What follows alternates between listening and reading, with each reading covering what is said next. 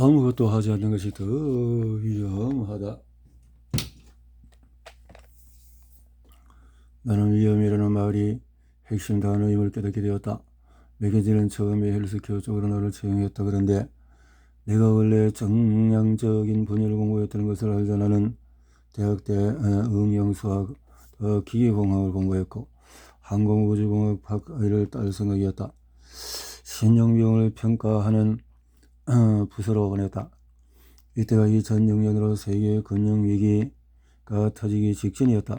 그래서 마이클 루이스가 쓴 논픽션 금융 스릴러 빅쇼트에 등장하는 인물들을 제외하고는 아무도 앞으로 얼마나 엄청난 일이 벌어질지를 전혀 알아차리지 못했다. 우리는 미국 은행들이 예상하지 못한 손실에 대비해서 충분한 준비금을 갖추도록 요구하는 새로운 규정을 지킬 수 있게 돕는 일을 했다.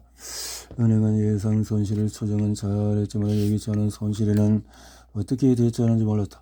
말 그대로 예측하기가 훨씬 어려운 손실이기 때문이었다. 우리는 은행의 내부 자료를 분석해서 자산권들 사이의 상관관계를 토대로 이런 예기치 않은 손실을 예측하려고 시도하는 수학 모형을 내놓았다. 짐작하다시피 아주 까다로운 일이었다. 불확실한 것 위에 불확실한 것을 더 쌓아 올리는 시기였다. 미국의 가장 큰 은행들이 규제 장벽을 뛰어넘도록 돕는 과제로 시작한 일은 가장 위험이 적고 가장 안전한 포트폴리오 중의 하나로 여겨지던 것에서 재앙이 일어나기 직전임을 밝혀냈다. 바로 주택담보대출이었다. 2007년 늦여름 우리는 대형 은행들이 지난 10년 동안의 주택담보대출로 번 것보다도 더 많은 돈을 앞으로 2년 사이에 잃을 것이라는 황망하지만은 피할 수 없는 결론에 도달했다. 6개월 동안의 쉴 수 없이 일한 뒤인 2007년 말 우리는 주요 고객인 한 미국 대형은행의 경영진과 중대한 회의를 했다. 대개는 그 업무의 선임 파트너가 조사 발표를 맡기 마련이었다. 그런데 그는 내게 대신하라고 했다. 당신이 지금까지 경력을 보니 정말 끔찍한 소식을 전달할 준비가 나보다 잘 되어 있을 것 같아서 그래. 말기라는 진단이 나왔다고 전달하는 것과 거의 다르지 않았다. 나는 회의실 연단에 서서 은행 경영진에게 아무런 운명을 예견하는 서치들을 쭉 읊었다. 발표하는 동안에 엘리자베스 키블러 로스가 고전이 된 저서 죽음과 죽음에 말한 5단계가 그들의 얼굴에 명멸하면서 스쳐 지나간 것을 보았다.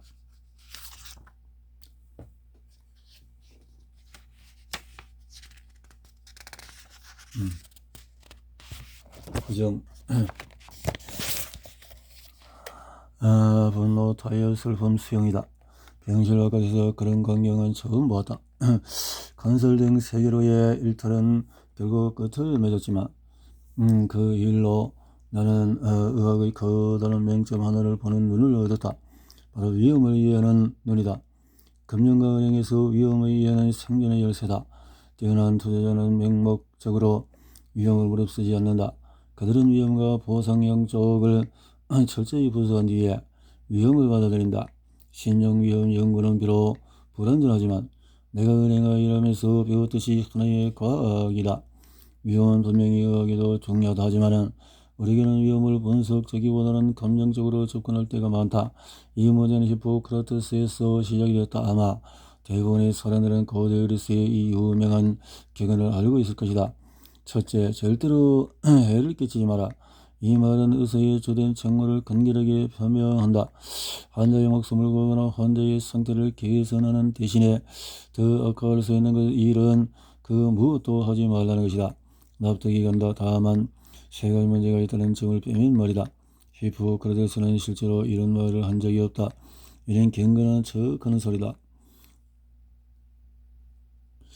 절대로 해를 끼치지 마라. 정말로? 히포크라테스 시대부터 20세기까지 우리의 의학계의 선조들이 펼친 의술 중에서 상당수는 치유하기보다도 해를 끼칠 가능성이 더 높은 쪽이었다. 머리가 아프다고? 그러면 아마 천공술을 받았을 것이다. 머리뼈에 구멍을 뚫는 수술이다.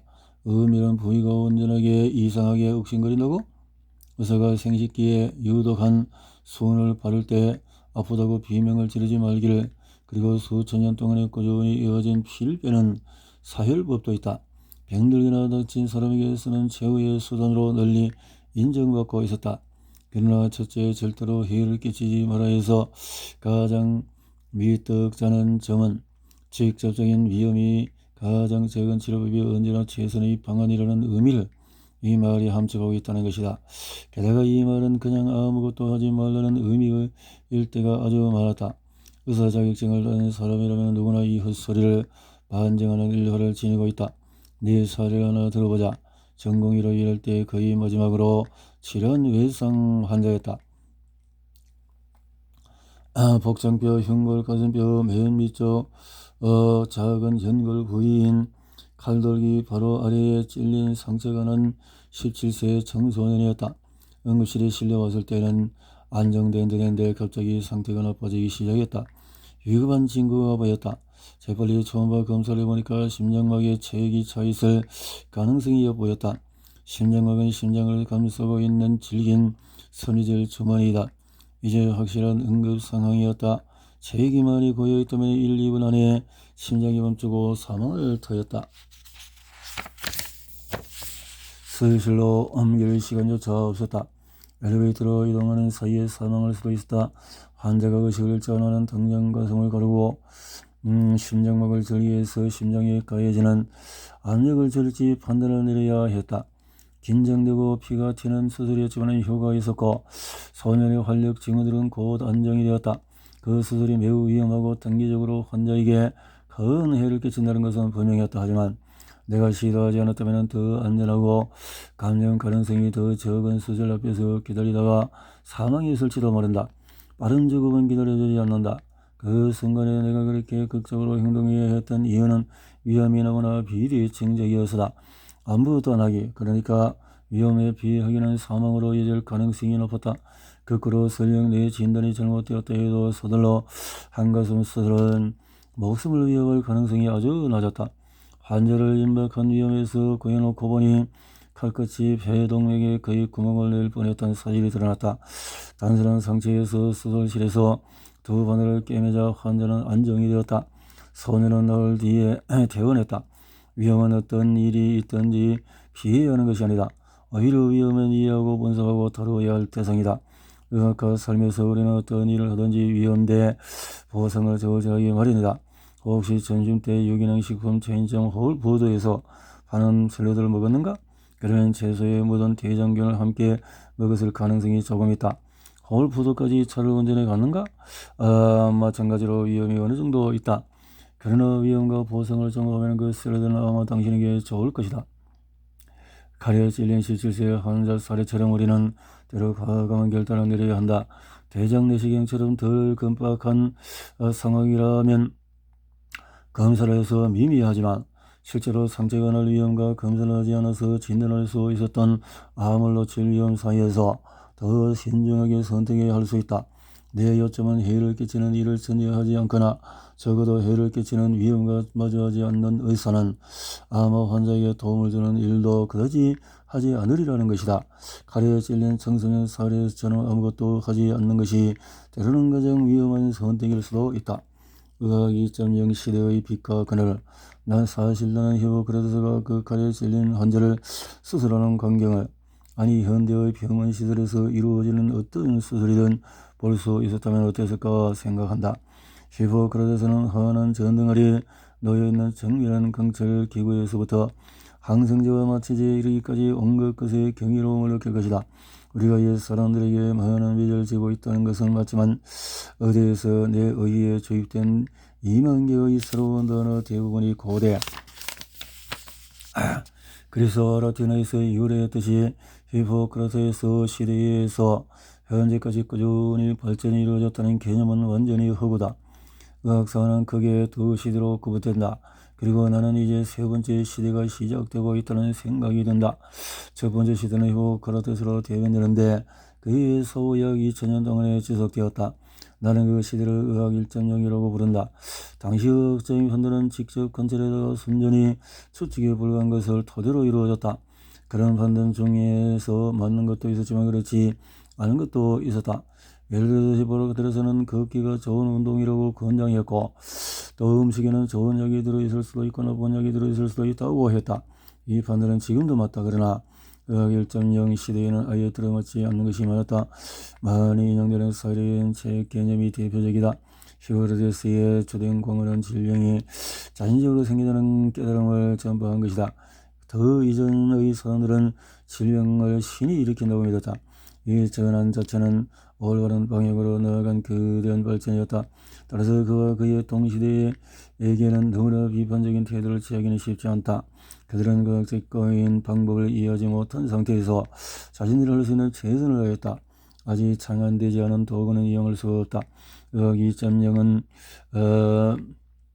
19세기 중반에 질병의 세균과 함께 출현했다. 여기에 대부분의 질병이 미아즈마, 즉 나쁜 공기를 통해서 전파된다는 개념이 추가되었다. 결과 의사들이 위생에 신경을 쓰게 되었고 궁극적으로 항생제가 등장했다. 그러나 이 전환은 결코 선단하게 이루어지지 않았다. 오늘 루이 파스테르, 조지프 리스터, 로베르트 코흐가 혁신적인 연구 결과를 내놓고 의료계 인사들이 받아들여서 하루만에 기존에 하던 의료 방식을 싹 바꾸는 식으로 이루어진 것은 결코 아니었다. 사실 의학이 1.0에서 2.0으로의 전환은 여러 지점에서 참을 파고 저항하던 기존 세력과 벌인 전투로 점철된 수백 년이 걸린 피부린다는 기나긴 행물이었다. 가여운 잉나츠 제멜바이스의 사례를 들어보자. 비인의 산가세였던 그는 자신이 일어난 병원에서 아주 많은 산모가 죽어나간다는 사실에 신경이 쓰였다. 그는 산모들이 걸리는 기이한 산후열이 자신과 동료 의사들이 아침에 부검한 다음에 손을 씻지 않은 채 오후에 아기를 받았다는 사실과 어떤 식으로든 관련이 있다고 결론을 지었다. 아직 세균이 존재한다는 것이 발견되지 않았음에도 제멜바이스는 의사들이 사모들에게 질병을 일으키는 무언가를 전파한다고 믿었다. 그의 견해는 환장받지 못했다. 동료 의사들은 그를 배척했고 그는 1865년 정신병원에서 사망했다. 바로 그 해에 조지프 리스터는 글래스고의 병원에서 소년을 수술할 때 살균 기법을 쓰므로써 살균 수술의 원리를 처음으로 성공적으로 시연했다. 질병의 세균론이 적용된 최초의 사례였다. 제멜바이스가 옳았던 것이다. 의학 1.0에서 2.0으로의 전환은 현미경 같은 새로운 도구야 또 기법이 어느 정도 촉발했지만 더 중요한 역할을 한 것은 새로운 사고방식이었다. 이 사고방식의 토대로 1620년 프랜시스 베이컨이 현재 과학적인 방법으로 알려진 것을 처음으로 명확하게 제시하면서 마련이 되었다. 이로써 관찰과 추측이 아니라 관찰을 한 다음에 가설을 세우는 쪽으로 나아가는 중요한 철학적인 전환이 이루어졌다. 물론 리처드 파인머는 가설이 기본적으로 추측을 멋져 보이고 또 표현한 단어라고 지적했다. 다음 단계는 대단히 중요하다. 가설이 추측이 옳은지 판단하는 엄밀한 검증 과정, 실험으로 걸려진 과정이 아니라고 말하는 일회성 증거가 넘쳐나는데 자신이 옳다고 믿는 치료법을 고집하는 대신에 과학자와 의사는 이제 체계적으로 검사하고 평가한 뒤에 실험 때에 가장 효과가 뛰어났던 치료법을 고를 수 있었다. 그러나 베이컨의 저술과 의학 2.0의 진정한 게임 체인저인 페니실린을 발견 1928년 사이에는 3세기라는 간격이 있었다. 의학 2.0은 엄청난 변화를 일으켰다. 인류 문명을 정의하는 하나의 특징인 이것은 소아마비와 천연두 같은 치명적인 질병이 퇴치한 과학전쟁 기계다. 의학 2.0의 성공은 1990년대와 2000년대에 HIV, 인간 면역결핍 바이러스와 에이즈, 흡전성 면역결핍증을 억제하는 데까지 이어졌다.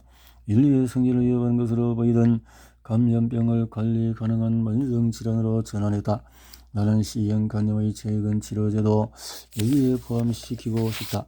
내 시장을 나는 C형 간염이 막을 수 없는 유행병이 되어 25년 내로 미국의 기존간 이식 체계가 감당할 수 없을 지경이 될 것이라는 말을 들었다. 지금 대부분의 C형 간염 환자는 단기간 약물 투여로 치료할 수가 있다. 아마 더욱 놀라운 점은 2020년 초에 코로나 팬데믹이 시작된 지 겨우 1년도 지나지 않아서 코로나에 효과가 있는 백신이 한 가지 아니라 몇 가지 빠르게 개발되었다는 사실일 것이다. 첫 사망자가 나온 지 몇 주 지나지 않아서 이 바이러스의 유전체가 해독돼 이어서 표면에 있는 특정한 단백질 표적으로 한 백신이 빠르게 개발될 수 있었다. 그러나 치료제의 개발 속도도 놀라웠다. 2년이 지나지 않아서 여러 종류의 항바이러스 약물이 나왔다. 이는 의학의 2.0의 경이로운 능력을 잘 보여준다. 그러나 의학 2.0이 암 같은 장기 질환을 치료하는 쪽에서 이런 성과는 그보다 한참 못 미친다. 장수 걸린 책들은 1800년 말 이래로 인류의 평균 수명이 거의 2배 증가했다는 사실을 늘 의기양양하게 제시한다. 그러나 스티븐 존슨이 우리는 지금 어떻게 살아남았을까에서 지적했듯이 이런 증거는 오로지 항생제와 위생 개선에서 비롯된 것일 수가 있다. 코드는 1900년까지 거슬러 올라가는 사망률 자료를 분석했다. 그런데 1930년대에 항생제가 등장하면서 대체로 억제된 상위 8가지 감염병 사망자를 제외하자 전체 사망률이 20세기 내내 거의 줄어들지 않았다는 사실을 확인했다. 이는 의학 2.0이 뇌기사 질병에 맞서는 쪽으로는 거의 발전이 이루어지지 않았음을 의미한다.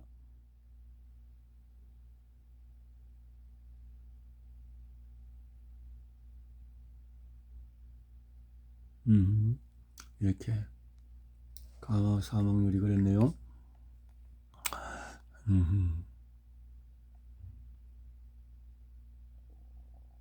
3.0을 향하여 개인 맞춤 의학과 정밀 의학의 새 시대. 의학길을 떠나 있는 덩어리는 동료서들과 내가 더 이전 시대의 문제, 그러니까 의학 2.0이 치료할 수 있게 된 급성질환과 부상 문제를 해결하기 위한 훈련을 받았다는 사실을 깨달았다. 이런 문제는 사건 지평선이 훨씬 짧았다.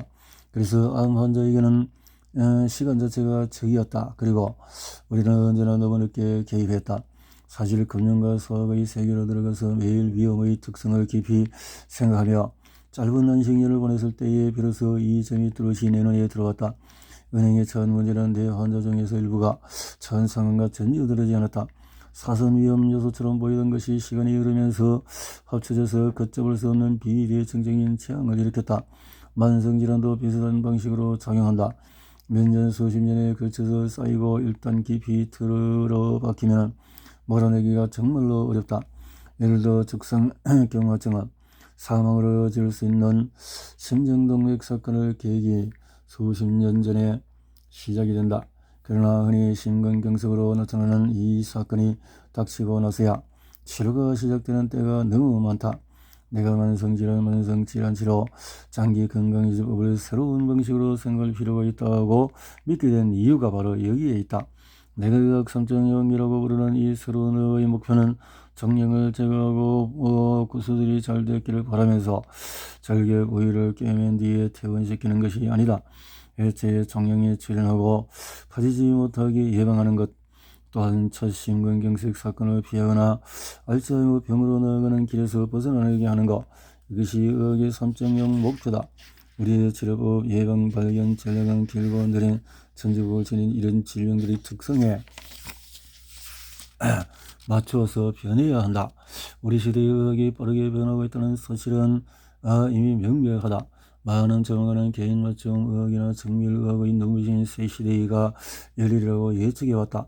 우리 각자의 필요에 맞추어서 우리의 유전자 자체에까지 맞춰져서 우리가 이루어지는 시대, 이는 분명히 가치 있는 목표다. 어떤 환자도 정확히 똑같이 한다는 점은 분명하다. 두 환자가 동일한 기도 질환을 앓는 듯이 보인다 해도 그렇다. 한 환자에게 효과 있는 치료법이 다른 환자에게는 무용지물일 수 있다. 면역기가 다르게 반응하거나 세균이 아니라 바이러스에 감염되어서일 수가 있다. 지금도 이런 차이를 구별하기는 여전히 어려우며, 그러기 위해서 아무 효과 없는 항생제 처방이 수백만 건씩 이루어지곤 한다. 이런 주장을 하는 많은 소상가는 기술 발전이 우리를 새로운 시대로 이끌 것이라고 믿으며 이 믿음은 오를 가능성이 높다. 그런 한편으로 기술은 제한 요인이게 됐다. 설명하자면 이렇다. 기술 발전에 힘입어서 우리는 환자에게서 전보다 훨씬 더 많은 자료를 모을 수 있고, 환자 또한 자신의 생체 표지자들이 어떻게 변화하는지를 더 잘 지켜볼 수 있다. 좋은 일이다. 더 나아가서 우리는 인공지능과 기계학습을 써서 이런 엄청나게 불어나는 데이터를 소화해 심장병 같은 질병에 걸릴 위험을 더 명확히 산정하려고 애쓰고 있다. 위험 여부를 이리저리 조합해서 계산값을 내놓는 좀 단순한 현재 평가 방식 대신에 말이다. 또 어떤 사람들은 나노 기술의 가능성을 거론한다. 의사가 미세한 생체 활성 입자를 혈액에 주입해서 질병을 진단하고 치료하는 날이 온다고. 그러나 나노보석은 아직 나와 있지 않으며 공공 또는 민간 연구에 많은 지원이 이루어지지 않는 한 현실이 되려면 꽤 오래 기다려야 할지 모른다. 문제는 개인 맞춤의학이나 정밀의학이라는 개념을 이 약서 온전히 실현하는 데 필요한 기술이 아직 따라잡지 못하고 있다는 점이다. 자율주행차의 개념과 좀 비슷하다. 자율주행차는 자동차들이 충돌해서 사람이 죽거나 다친 세월만큼 계속 논의되어 왔다. 인간이 일으킬 오류를 최대한 제거하는 것은 분명히 좋은 일이라 그러나 현재 이 기술은 수십 년 동안 꿈꿔온 전망을 이제야 겨우 따라잡기 시작했을 뿐이다. 1950년대에 자율주행차를 만들고 싶었다면 가속페달에 벽돌을 묶고 놓는 것이 최선의 방안이었을 듯하다. 그렇다. 그 차는 분명 알아서 불어나갈 수 있었을 것이다. 그러나 속도를 주거나 멈추거나 장애물을 피할 수 없었을 것이다. 결코 이상적이지 않다.